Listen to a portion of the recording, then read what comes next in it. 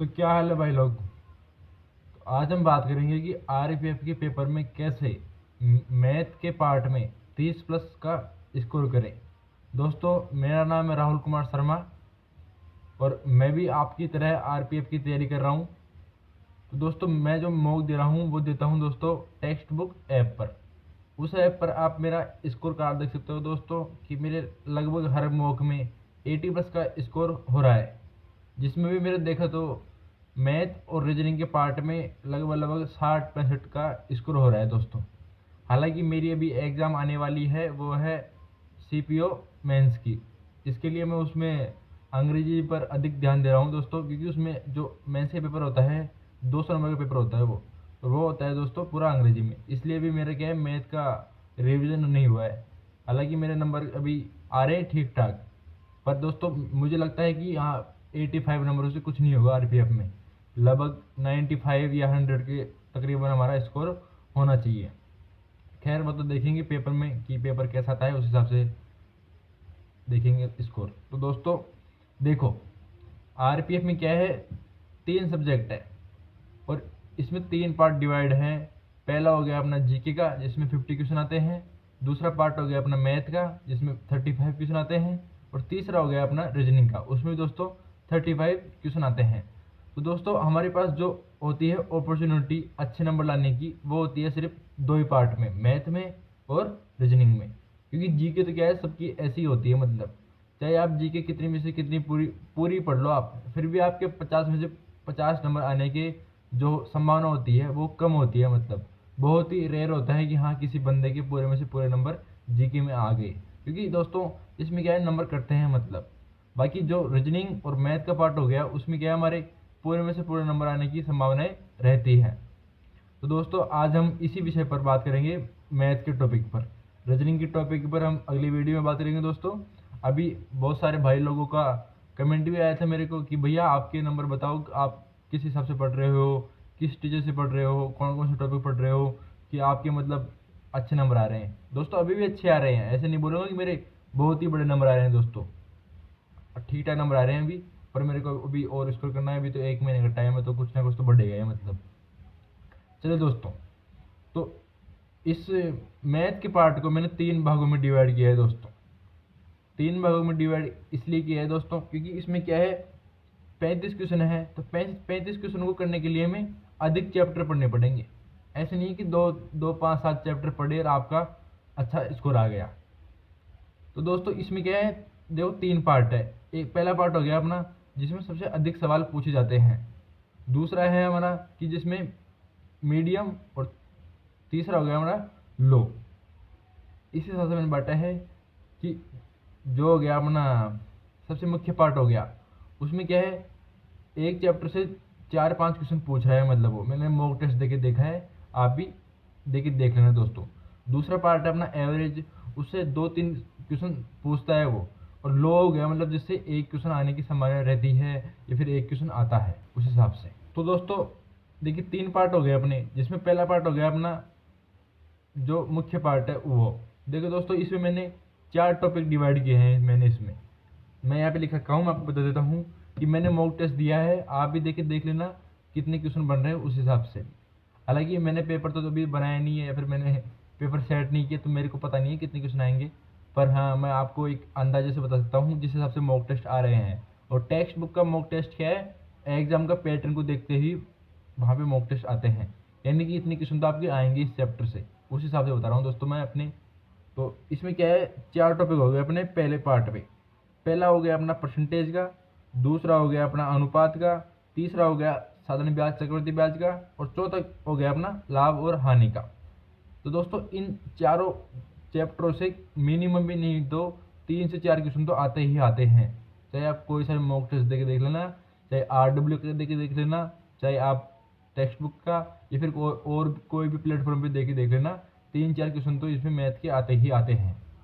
चलो दूसरा पार्ट हो गया अपना जो एवरेज है, उसके अंदर मैंने भी 5 चैप्टर को डिवाइड किया है दोस्तों। इसमें 5 चैप्टर इसमें ऐड करे हैं। तो अभी मैं बता देता हूँ आपको। इसमें हो गया एक तो मिश्रण का, मिक्सर का। मिक्सर में दोस्तों चाहे आपसे वो जैसे कि पूछता है ना कि कबूतर के 2 पैर थे, एक जानवर के 4 पैर थे, तो टोटल कितने हो गए उस हिसाब से ये भी एक मिक्सर में आता है। दूसरा है कोई विलियन है, उसमें जल की सांद्रता इतनी है, नमक की सांद्रता इतनी है, उस हिसाब से भी ये मिक्सर का सवाल हो गया। तो एक पहला हो गया मिक्सर। दूसरा हो गया इसमें औसत गति, ट्रेन, चोर पुलिस वाले सवाल, ये सब गति, औसत गति में, चाल में, समय में आ जाएंगे। ये पूरा चैप्टर दोस्तों एक पूरा का पूरा औसत गति और चाल का। अभी आने वाले मैं बताऊंगा किस टीचर से पढ़े दोस्तों, या मैं किस टीचर से पढ़ा हूँ अभी बताऊंगा दोस्तों, तो वीडियो लास्ट तक देखिए। 2 चैप्टर हो गए अपने। तीसरा चैप्टर है अपना दोस्तों, ये है बेलन, शंकु, इनका आयतन, क्षेत्रफल, इस जो इनके फॉर्मूला होते हैं उनसे जरूर क्वेश्चन पूछता है दोस्तों। 2 से 3 क्वेश्चन तो आ रहे हैं, मतलब 3 हो गए अपने। चौथा है अपना औसत आयु का। इसमें दोनों मिक्सर है दोस्तों। औसत आयु मतलब है कि जैसे कि दे देगा कि पिता की उम्र पुत्र की आयु से 2 गुनी थी, 3 गुनी थी, उस हिसाब से क्वेश्चन पूछ रहा है वो औसत आयु का। और इसमें आ गया दूसरा औसत की अपना एवरेज निकालते हैं ना, जैसे कि अपन कि एक परिवार में 4 सदस्य थे, उनकी आयु का औसत इतना था, 2 वर्ष बाद में एक बच्चा पैदा हो गया, तो 5 की आयु कितनी हो जाएगी, 4 की आयु कितनी हो जाएगी, उस हिसाब से। तो दोस्तों 3 से 4 क्वेश्चन इन दोनों का भी बनेगा औसत आयु का, ठीक है। और अब एक और सवाल है अपना डाटा स्टैटिक्स। डाटा स्टैटिक्स मतलब आपको दिख रहा होगा स्क्रीन पे इस टाइप के सवाल, एक चित्र दे देगा आपको, एक ग्राफ दे देगा, उसके अंदर आपको ABC में पता लगाना होगा एक ग्राफ के हिसाब से, उस हिसाब से 2 क्वेश्चन आते हैं उसमें।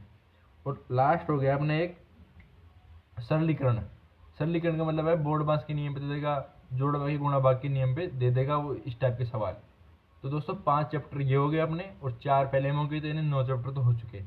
बाकी अब लास्ट वाला बचा है हमारा पार्ट लो लेवल का, उसमें भी मैं बताऊंगा आपको किस किस से सवाल पूछता है वो। तो दोस्तों इसमें क्या है, एक महत्वपूर्ण बात और मैं इसमें ऐड कर रहा हूँ दोस्तों, कि जब भी आप मॉक टेस्ट लगाओ, और जो मॉक टेस्ट में आपके सवाल 2 तरीके के सवाल होते हैं दोस्तों। पहले तो एक तो ये होता है कि हमें आ ही नहीं रहा बिल्कुल भी, इससे मतलब शुरुआत कहाँ से करें कि वो ही नहीं आ रहा। और दूसरा होता है कि हाँ अगर थोड़ा सा इसमें टाइम मिल जाता है मेरे को, तो मैं इस सवाल को कर देता मतलब।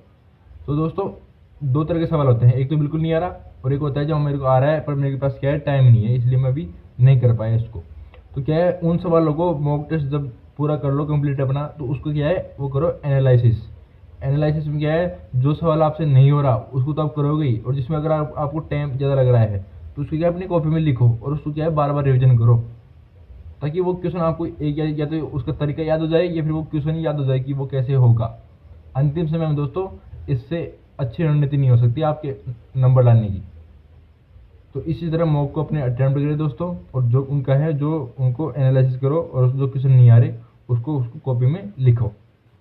तो दोस्तों जो मैथ का जो अंतिम पार्ट बचा अपना लो लेवल का, उसमें दोस्तों ज़्यादा टॉपिक है। इसमें ज़्यादा टॉपिक का मतलब है कि कोई पार्ट से एक क्वेश्चन पूछ रहा है, कोई पार्ट में कभी पूछ ही नहीं रहा उस टाइप से, पर अपने को पढ़ने सारे हैं, मतलब तब जाके हमारा स्कोर अच्छा होगा। 35 में से 32-30 नंबर आपके आने की संभावनाएं रहेंगी। तो मैंने इसमें क्या है, जो बाकी के पार्ट बचे हैं वो आपको बता देता हूँ मैं। इसमें एक बचा है शेषफल का। शेषफल का मतलब है कि जैसे 2 की घात दे देगा, 8, 9, 10, 12 जितनी भी दे देगा, और उसमें पूछ लेगा 3 का भाग देने पे कितना शेषफल बचेगा, उस टाइप से एक सवाल आ जाएगा। और एक सवाल आएगा अपना विभाज्यता का नियम। विभाज्यता का नियम है मतलब कि कोई भी एक संख्या दे देगा 5 अंकों की, उसमें आपको चेक करना होगा कि 3 से विभाज्य है, 9 से विभाज्य है, 11 से विभाज्य है, इस टाइप का सवाल। और एक सवाल दे देगा अपना वो LCM HCF का, ठीक है दोस्तों। और एक सवाल देगा अपना वो ट्रिग्नोमेट्री का। ट्रिग्नोमेट्री जो साइन थीटा कोस थीटा हो गया ना, इस टाइप का सवाल देगा वो। और अपना जो अगर आप एक क्वेश्चन देखो तो वो पूछ लेगा तो आयत का, जैसे कि एक कमरा हो गया, उसमें कितनी ईंटें आएगी, उसका आयतन बताओ, विकर्ण बताओ, उस हिसाब से, ठीक है। और तो कोई टॉपिक बचा नहीं दोस्तों मेरे हिसाब से। तो इस तरह दोस्तों अपना मैथ के टॉपिक हो गए, मतलब 30 क्वेश्चन तो हो गए। बाकी 1-2 क्वेश्चन तो दोस्तों कोई से भी टॉपिक से कम बत्ती हो सकता है मतलब। तो अपने ये टॉपिक पढ़ने हैं दोस्तों।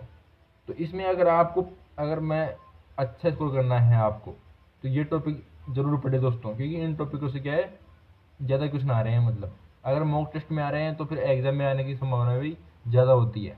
क्योंकि मॉक टेस्ट उस हिसाब से वो प्रिपेयर करते हैं, मतलब प्रीवियस पेपर को देखते हुए ही।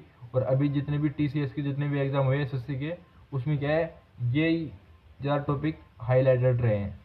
तो उम्मीद है रेलवे में भी इस टाइप के सवाल जरूर पूछे जाएंगे दोस्तों। और अब मैं बताऊं कि मैं मैथ किस टीचर से पढ़ा हूँ दोस्तों, तो मैं पढ़ा हूँ गगन प्रताप सर से। पर अगर आपको भी पढ़ना है किसी टीचर से, जैसे कि अगर आपने गगन सर से पढ़ा हो, आपकी समझ में नहीं आया हो, तो आपको मैं 2 टीचर और वो करूँगा दोस्तों, सजेस्ट करूँगा। पहला है अभिनय सर और दूसरा है राकेश यादव सर।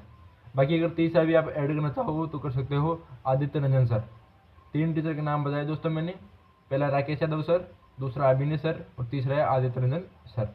तो आप इन तीनों से पढ़ के देखो दोस्तों, तीनों ही अच्छा पढ़ाते हैं। अच्छा क्या मतलब, सारे टीचर अच्छा पढ़ाते हैं, पर जिससे आपका समझ में आए उससे आप पढ़ो। तो मिलते हैं दोस्तों अगली वीडियो में, तथा आपको कोई डाउट हो तो भी आप पूछ सकते हो इस वीडियो में।